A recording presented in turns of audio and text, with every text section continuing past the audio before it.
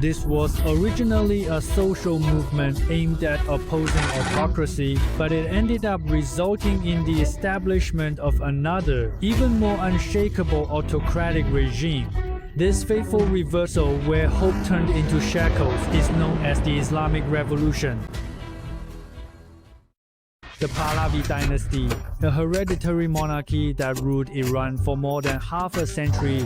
Although as the founder and the last monarch of this dynasty, Reza Shah and his son Mohammad Reza Pahlavi achieved significant economic and institutional results by vigorously promoting Iran's modernization and secularization reforms. However, for a society that is both a developing country and deeply rooted in Islamic cultural traditions, its top-down, state-led authoritarian modernization severely neglected the nation's social structure and cultural identity. It failed to address the core demands of the masses for political participation and economic fairness, thereby laying the groundwork for a future social upheaval. On the 7th of January 1978, a newspaper, The King's Mouthpiece, published an editorial smearing Shia leader Khomeini. The article insinuated he came from a humble background, had questionable motives, was a puppet of foreign powers, and even cast doubt on his morals. The Shah's regime originally intended to use this kind of stigmatization to undermine Khomeini's religious prestige and social influence among the public. However, the move backfired, instead provoking intense anger across all sectors of Iranian society, especially among groups already dissatisfied with autocratic rule, social injustice, the erosion of Islamic values, and the worsening human rights situation. This, in turn, triggered large-scale protests and became the immediate catalyst that ignited the Islamic Revolution. The reason the Shah's government was so eager to suppress Khomeini lay in the fact that, although Iranian society appeared calm on the surface at the time, it was already riddled with deep-seated structural fissures. Economic pressures, political repression, and cultural anxiety from westernizing reforms fueled widespread distrust and dissatisfaction with the regime across all social strata. Although the opposition forces had not yet fully united, groups made up of intellectuals yearning for democracy, the urban middle class, and religious factions seeking to restore Islamic order were gradually coming together on a shared anti-Shah stance, and were increasingly rallying around Khomeini as a symbolic figure. As for why so many opposition forces chose to rally around Khomeini rather than other political figures, this was not a coincidence, but rather the result of long-term historical events and profound changes in the social structure. The tobacco protest was an extremely important mass movement in late 19th century Iranian history. In 1890, facing financial difficulties and ineffective governance, the Qajar dynasty's king Nasser al-Din Shah, who had long relied on selling national resources to foreign powers for cash, granted the monopoly on Iranian tobacco to a British merchant at an extremely low price, sparking discontent across all social classes. The transfer of the tobacco concession not only threatened the livelihoods of countless tobacco farmers and merchants, but was also seen by Iranians as a grave betrayal of national sovereignty and a direct infringement on the lives of the people. In response to public outrage and to prevent foreign intervention, the leading Shia religious authority issued a fatwa declaring, "Anyone who smokes under this contract is opposing the Imam Mahdi." This religious decree, regarded as having the nature of a jihad mobilization, quickly sparked a nationwide wave of tobacco boycotts. Urban merchants, rural tobacco farmers, housewives, and mosque congregants all actively boycotted tobacco in the name of religious duty, ultimately forcing the Shah to cancel the contract with the British in 1892. This first mass political movement in modern Iranian history, initiated by religious leaders and responded to by the civilian population, which successfully constrained the state decision-making, not only highlighted the moral and religious authority of the Shia clergy, but also gained widespread recognition in Iranian society for the legitimacy of their political mobilization. After the tobacco protests provided a historical precedent and psychological expectation for religious intervention in politics, the White Revolution of 1963 offered a real stage and a broad mass space for Khomeini's rise as a Shia leader. The so-called White Revolution was a forced modernization movement launched by Reza Pahlavi in 1963, aimed at consolidating his absolute rule and catering to the United States by weakening the influence of Shia clerics and traditional landowners through a series of modernization measures, such as land reform, women's empowerment, and the secularization of education. Although the White Revolution did indeed promote the modernization and economic development of Iranian society to a certain extent, its blind imitation of the West and disregard for Iran's social realities profoundly shook the religious, economic, and cultural foundations of Iranian society, further intensifying social division and turmoil. For example, land reform caused many landlords and farm workers who previously depended on the land to lose jobs. However, emerging industrialization and urbanization failed to absorb these groups or provide effective compensation, resulting in widespread disappointment and anger among many in society. At the same time, secular education and westernization policies, including measures such as granting women who previously had no voice in traditional Islamic society the right to vote, was seen by many conservative citizens as a desecration of Islamic values, further intensifying cultural anxiety and a sense of loss. Against this backdrop of deepening social division, Shia clerics became the only traditional force still capable of mobilizing the masses. It was during this period that Khomeini rose to prominence, vehemently criticizing the White Revolution as a political betrayal that violated Islam and pandered to the West, and calling on the entire nation to defend religious dignity and national independence. Although Khomeini was later arrested and exiled for his words and actions, this did not diminish his influence. On the contrary, it further shaped his image as a suffering leader.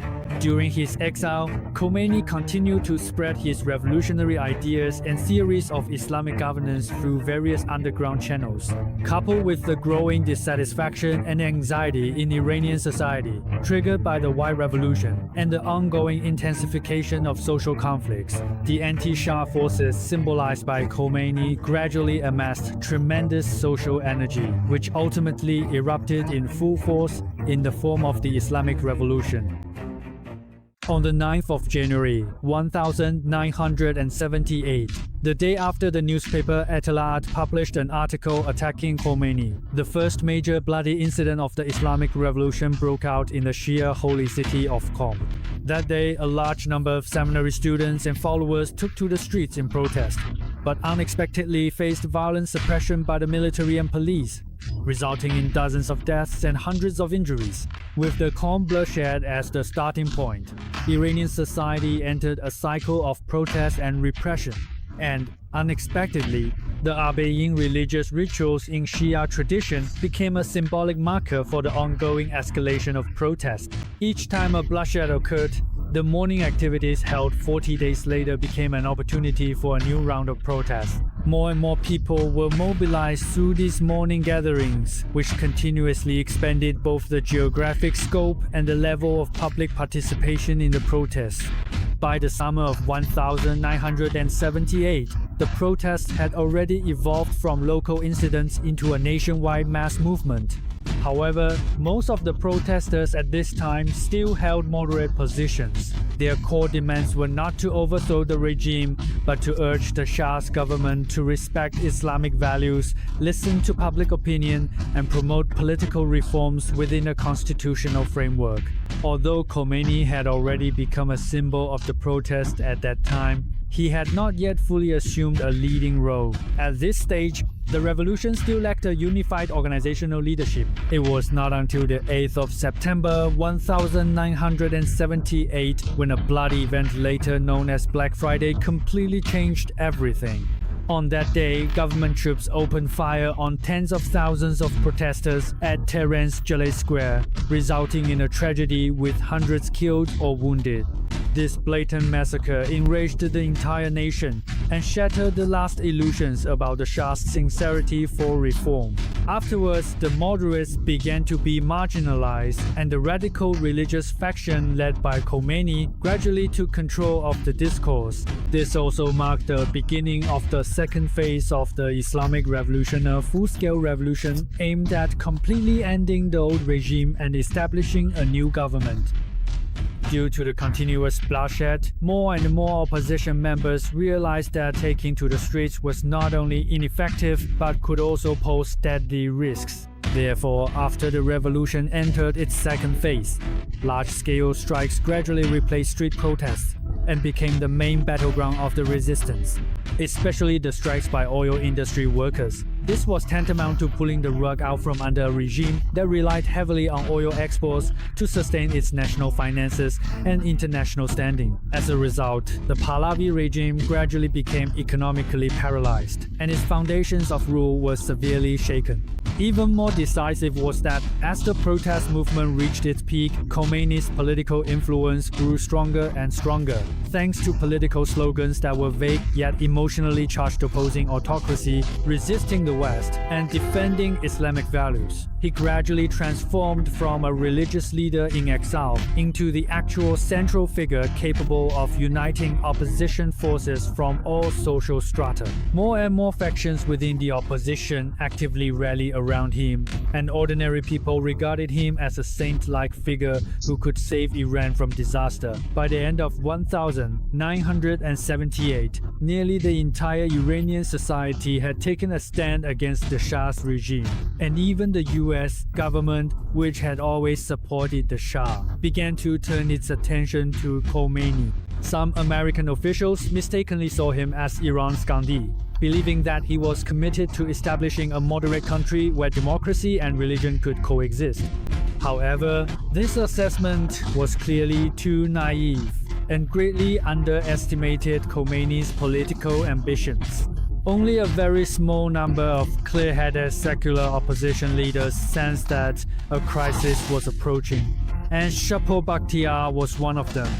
In an effort to save his crumbling absolute rule, the Shah appointed the liberal politician Bakhtiar as prime minister at the last moment, hoping to achieve a peaceful transition through reforms. After taking office, Bakhtiar quickly introduced a series of liberal policies, including promises to hold free elections, lift martial law, and welcome Khomeini back to the country. However, the revolutionary train had already gone off the rails, and the situation was already out of control. At this point, the only person who truly held popular support and command over the revolution was Khomeini himself. In January 1979, the Shah went into exile abroad. Half a month later, Khomeini returned triumphantly to the country. The streets of Tehran were deserted as people flocked to welcome this revolutionary leader with an almost religious fervor. However, no one truly realized that this elderly man, regarded as a savior, was about to lead Iran from one extreme to another. After returning to the country, Khomeini categorically denied the legitimacy of Bakhtiar's government, demanding its immediate resignation and threatening to resort to armed struggle if necessary. In order to appease the secular and moderate factions, he appointed Mehdi Bazagan of the Freedom Movement of Iran as the interim prime minister and, in the name of Islam, warned the entire nation that anyone opposing this government would be considered an enemy of God. Using the rhetoric of radical religion, he packaged his own political will as a sacred and inviolable truth. At this point, the Islamic Revolution had effectively entered its third stage, the formation of the theocratic regime. From then on, the people who had once called for freedom and reform were gradually excluded from political leadership, and the country's future began to tilt toward a theocratic system dominated by religious clerics, where a single voice prevailed. Under Khomeini's immense political pressure, the Bakhtiar government quickly collapsed. On the 11th of February 1979, Bakhtiar resigned and fled Iran. Over a decade later, he was assassinated by Iranian agents in France.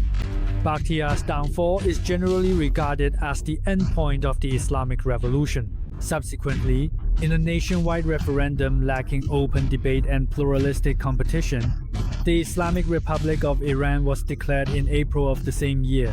This marked the beginning of a new political era in Iran, with religious leaders as the highest authority.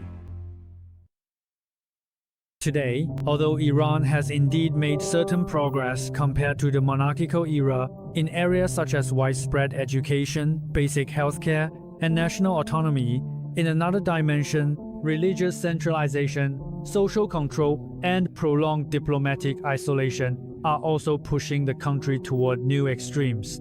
In short, in the nearly half-century since the end of the Islamic Revolution, Iranians have not entered a truly free, just, and prosperous era as they had once hoped. Instead, what emerged was a theocratic system absolutely dominated by religious leaders, rebuilt atop the ruins of the Pahlavi dynasty's autocracy. So, did Khomeini actually deceive the Iranian people? There may not be a single answer to this question. From the perspective of deception, Khomeini did indeed exploit the long-standing discontent in Iranian society, manipulating public opinion with vague and inflammatory slogans, and skillfully concealing his true intention to establish a theocratic regime. But from another perspective, it could also be said that the people misjudged him, because the signs of his intentions had long been evident. The establishment of a theocratic regime was not a sudden change. Rather, under autocratic oppression, people were more willing to believe in hope and underestimated the cost. In fact, it is no longer important to question whether it was genuine or not, because as one of the most influential modern revolutions of the 20th century, the historical lessons released by the Islamic Revolution itself are what the world should truly remember. It warns the world that a regime detached from the will of the people, no matter how powerful it appears on the surface, will ultimately be cast aside. And for the people, when facing tyranny, it is not only necessary to have the courage to resist, but also the foresight and wisdom to build a new order.